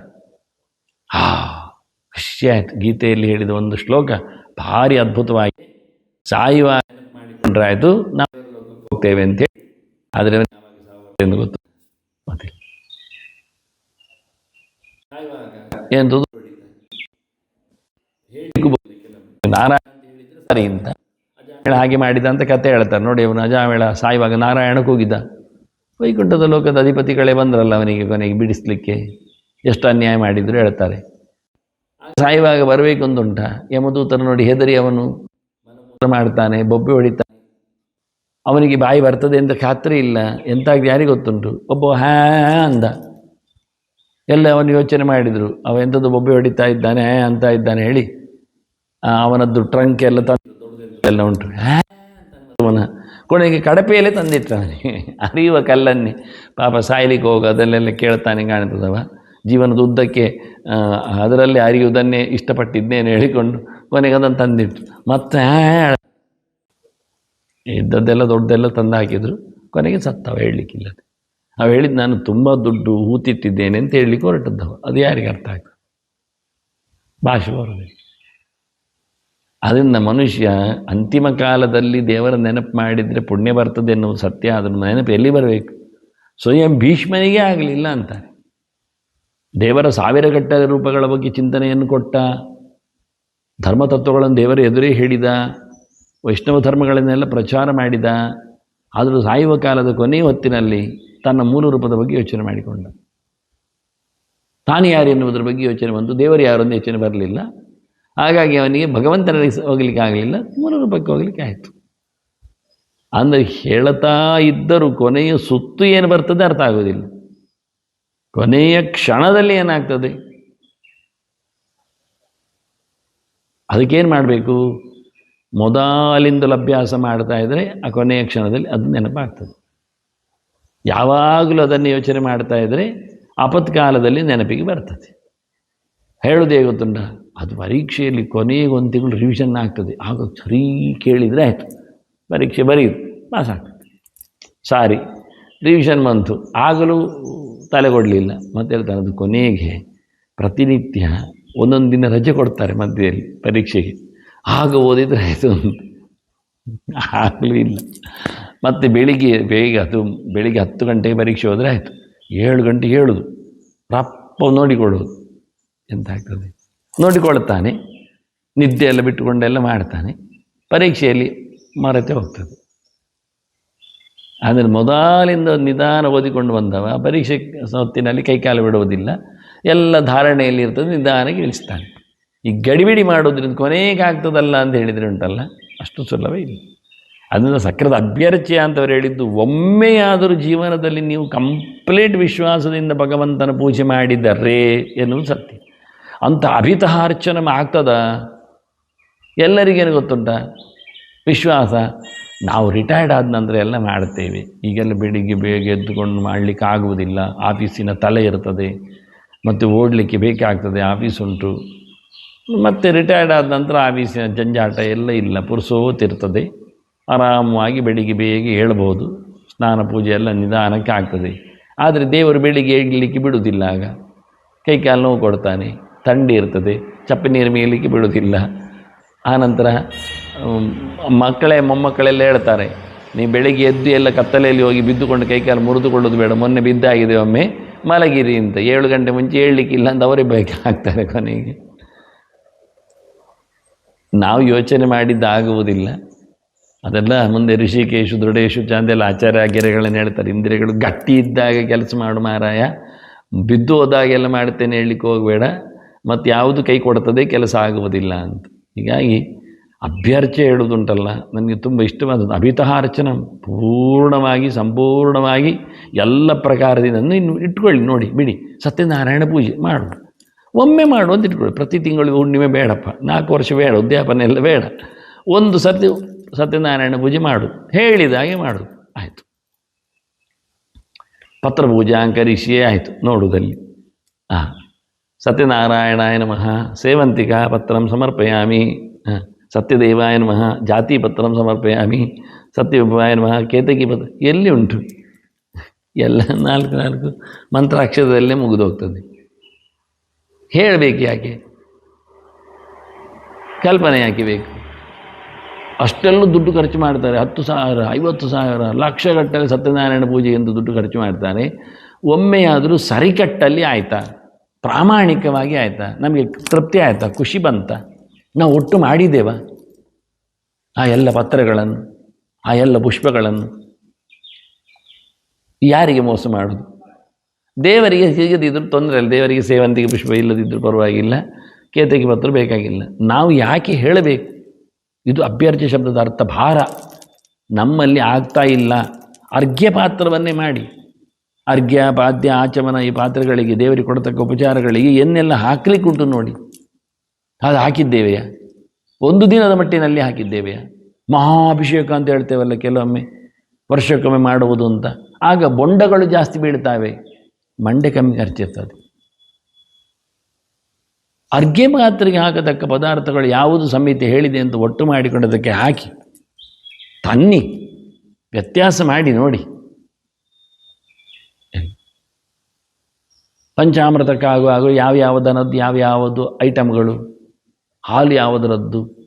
ನಮ್ಮದು ಪಂಚಾಮೃತವೇ ಈಗ ಸೂರ್ಯೋದಯಕ್ಕಿಂತ ಮುಂಚೆಯಾಗಿ ಹೋಗ್ತದೆ. ಸಮಯವೇ ಸೂರ್ಯೋದಯದ ನಂತರ ಗೋಪೂಜೆ ಮಾಡಿ ಅದರದ್ದು ಕರೀಲಿಕ್ಕೆ. ಯಾವ ದನದ ಹಾಲು ನಿಮಗೆ ಬೇಕಾ ದನಕ್ಕೆ ಪೂಜೆ ಮಾಡಿ ಅದರ ಹಾಲು ಕರೆದು ಅಭಿಷೇಕ ಮಾಡಲಿಕ್ಕೆ. ಈಗ ಗೋಪೂಜೆ ಅಂತ ಉಂಟು, ಪಂಚಾಮೃತ ಅಭಿಷೇಕ ಅಂತ ಉಂಟು, ಸಮಯ ಸರಿ ಇಲ್ಲ, ಸೂರ್ಯೋದಯ ಆಗುವುದಿಲ್ಲ. ಸೂರ್ಯೋದಯದ ಮುಂಚೆ ನಮ್ಮ ದನಗಳಲ್ಲಿ ಸೂರ್ಯನಾಡಿ ಅಂತ ಇರೋದು, ಮತ್ತೆಲ್ಲ ದನಗಳಲ್ಲಿ ಇಲ್ಲ. ದೇಸಿ ದನದಲ್ಲಿ ಮಾತ್ರ ಸೂರ್ಯನಾಡಿಯ ಕತೆ. ಆದ್ದರಿಂದಲೇ ಅಲ್ಲಿಯ ದನದ ಹಾಲು ಹಳದಿ ಬರ್ತದೆ, ಸ್ವಲ್ಪ ಉಳಿದಲ್ಲಿ ಬರುವುದಿಲ್ಲ. ಹೀಗೆ ನಾವು ಪರಿಶುದ್ಧವಾಗಿ ಹಾಲು ಮೊಸರುಗಳನ್ನಾದರೂ ಅದಕ್ಕೆ ಸಂಬಂಧಪಟ್ಟ ದನದಿಂದ ಪಡೆಯುವಂಥ ವ್ಯವಸ್ಥೆ ಮಾಡುವುದಿಲ್ಲ. ಮಹಾಭಿಷೇಕ ವರ್ಷಕ್ಕೆ ಒಮ್ಮೆ ದಿನ ಮಾಡುವಾಗಲೂ ಅರ್ಘ್ಯ ಪಾತ್ರಾದಿಗಳ ವ್ಯವಸ್ಥೆಯಲ್ಲಿಯೂ ಕಲಶದಲ್ಲಿ ಅಜಾದಿ ಶತಂಗಲ ಸಹಿತಂ ಲಕ್ಷ್ಮೀನಾರಾಯಣ ಹೇಳುತ್ತೇವೆ. ಅಜಂ ಆವಾಹಯಾಮಿ ಹೇಳಿಕೊಂಡು ಪ್ರತಿಯೊಂದು ವ್ಯಕ್ತಿಯನ್ನು ಆವಾಹನೆ ಮಾಡಿದ್ದೇವೆಯಾ? 100 ಕಲಶ ಆದರೂ ಮಾಡಿದ್ದೇವೆ ಕೊನೆಗೆ ಒಂದೊಂದಕ್ಕೆ ಒಬ್ಬರಿಗೆ. ಅದು ಆವಾಹನೆ ಮಾತ್ರ ಮಾಡೋದ? ಒಂದೊಂದು ಕಲಶದಲ್ಲಿ ಆಯಾ ರೂಪದ ಭಗವಂತನನ್ನು ಪೂಜೆ ಮಾಡಬೇಕು.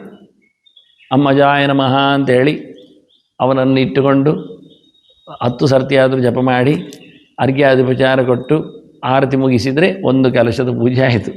ಮತ್ತು ಎರಡನೇದು ಆನಂದಾಯ ನಮಃ, ಅದಕ್ಕೆ ಆವಾಹನೆ ಮಾಡಿ ಅದಕ್ಕೆ ಬೇಕಾಗಿರತಕ್ಕ ಆವಾಹನೆ ಮಾತ್ರ ಮಾಡೋದಲ್ಲ, ಅದಕ್ಕೆ ಬೇಕಾಗಿರತಕ್ಕ ಆನಂದ ಎನ್ನತಕ್ಕಂಥ ಕಲಶಕ್ಕೆ ಬೇಕಾಗಿರತಕ್ಕ ಪೀಠ ಪೂಜೆ, ಆವರಣ ಪೂಜೆ ಎಲ್ಲ ಆಗಬೇಕು. ಹೀಗೆ ಮಾಡಿದರೆ 100 ಕಲಶ ಪೂಜೆ ಆಗುವಾಗಲೇ ಗಂಟೆ ಮುಗಿತದೆ. ಮತ್ತು ಅಭಿಷೇಕ ಯಾವಾಗ ಮಾಡೋದು? ಅದಕ್ಕೆ ಅಭ್ಯರ್ಚ್ಯ ಶಬ್ದ ಹೇಳಿತ್ತು. ಇದೆಲ್ಲ ದೇವತೆಗಳೆಲ್ಲ ಮಾಡ್ತಾರೆ, ಸೌಲಭ್ಯಗಳನ್ನೆಲ್ಲ ಇಟ್ಟವರು ನಡೆಸಿಕೊಡ್ತಾರೆ. ಅದಕ್ಕೆ ಉತ್ತಮ ಅಧಿಕಾರಿಗಳೆಲ್ಲ ಹೇಳಿತ್ತು. ಇದಕ್ಕೆಲ್ಲ ಯಾರು ಅಧಿಕಾರಿಗಳು? ಉತ್ತಮ ಅಧಿಕಾರಿ. ಋಷಿಗಳಿಗೆಲ್ಲ ಕಾಡಿನಲ್ಲಿ ಎಲ್ಲ ಸಿಗ್ತದೆ ಪತ್ರೆಗಳು, ಪುಷ್ಪಗಳು, ವ್ಯವಸ್ಥೆಯಿಂದ ಉಂಟು. ಧರ್ಮೇಣ ಯಜ್ಞ ಸಾಧನ ಅಲ್ಲೆಲ್ಲ ವಾಕ್ಯಗಳು ಬರ್ತವೆ ಪದ್ಯಮಾಲದಲ್ಲಿ. ಅಲ್ಲ, ಇದು ಸಂತ ಸದಾಚಾರ ಸ್ಮೃತಿಯಲ್ಲಿ ಈಗ ಹೇಳಿದ್ದು ನಾನು, ಅಲ್ಲಿ ಅದರ ವಿವರಣೆ ಬರ್ತದೆ ಹೇಳಿದ್ದು. ಇವ ಏನು ಮಾಡಬೇಕು ಅಂದರೆ ಬೆಳಿಗ್ಗೆ 8-9 ಗಂಟೆಗೆ ಜಪ ಮುಗಿದರೆ ಅವನು ಮತ್ತೆ ಕಾಡಿಗೆ ಹೋಗಬೇಕು. ದೇವತಾಯತನದಿಂದೆಲ್ಲ ತೆಗಿಲಿಕ್ಕಿಲ್ಲ ಅವನ ಪೂಜೆಗೆ ಪುಷ್ಪಪತ್ರೆಗಳನ್ನೆಲ್ಲ.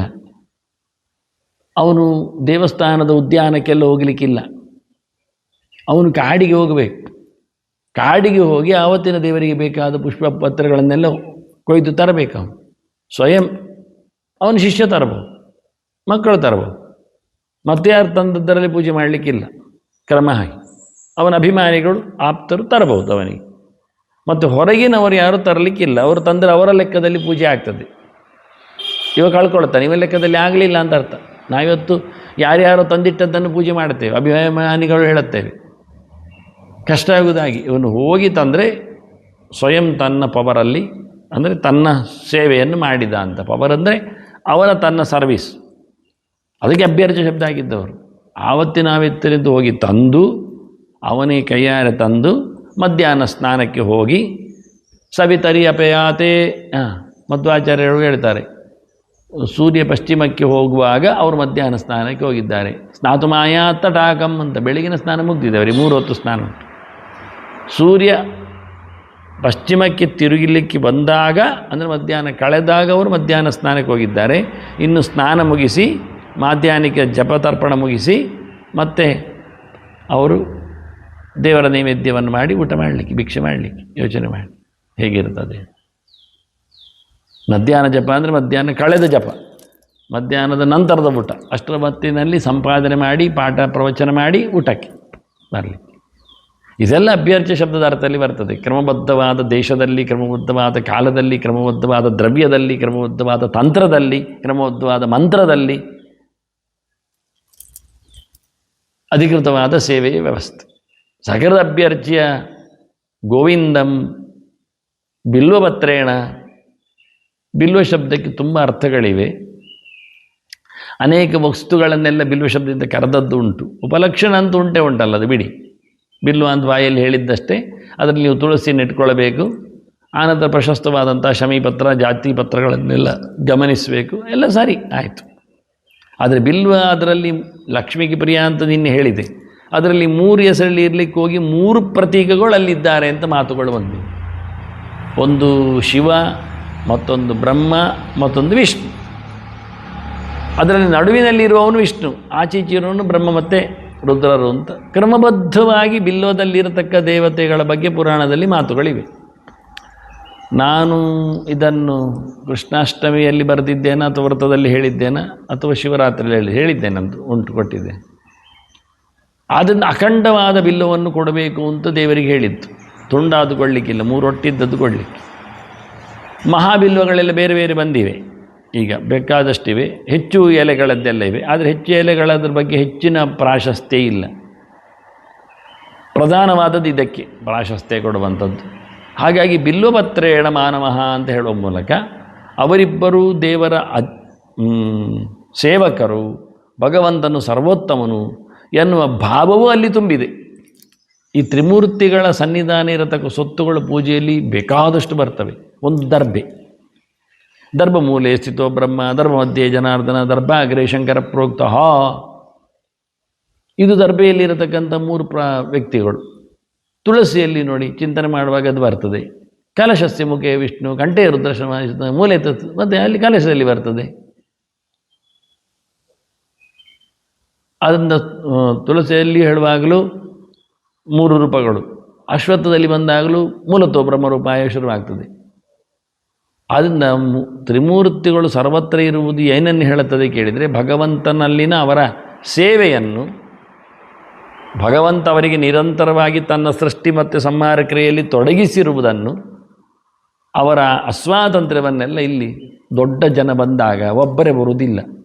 ಒಬ್ಬರನ್ನೇ ಗಮನಿಸುವುದು ದೊಡ್ಡ ಜನರ ಲಕ್ಷಣ ಅಲ್ಲ. ಅವರೊಬ್ಬಿಗೆ 10 ಕೆಲವು ದೊಡ್ಡ ಜನರಿದ್ದಾಗ ಅನಿಸ್ತದೆ ಅವರಿಗೆ. ಆದ್ದರಿಂದ ಗರುಡ ವಾಹನನಾಗಿ ದೇವರು ಬಂದ ಅಂದರೆ ದೊಡ್ಡ ಸಂಗತಿ. ಶೇಷನ ಮೇಲೆ ಕೂತಿದ್ದಾನೆ ಅಂದರೆ ಸಾಮಾನ್ಯ ಒಂದು ಹಾವನ್ನು ಮುಟ್ಲಿಕ್ಕೆ ಎದುರುತ್ತೇವೆ ನಾವು. ಇದು ಅದರ ಮೇಲೆ ಇವಾಗ ಕೂತು ಬಿಡೋದು, ಗಮ್ಮತ್ತಿನಲ್ಲಿ ಮಲಗಿ ಬಿಡೋದು ಅಂದರೆ ಹೇಗಿರಬೇಡ. ಹಾಗಾಗಿ ದೊಡ್ಡ ಜನರು ಇವನಿಗೆ ಕೆಲಸದವರಾಗಿದ್ದಾರೆ ಅಂತ ಹೇಳಿದರೆ ಇನ್ನೂ ದೊಡ್ಡ ಸ್ಥಿತಿ. ಅದನ್ನು ಉಲ್ಲೇಖ ಮಾಡಲಿಕ್ಕೋಸ್ಕರ ಅವನ ವಿಶೇಷವಾದ ಪೀಠ ಪೂಜೆ, ಆವರಣ ಪೂಜೆ ಎಲ್ಲ ಮಾಡುವಂಥದ್ದು.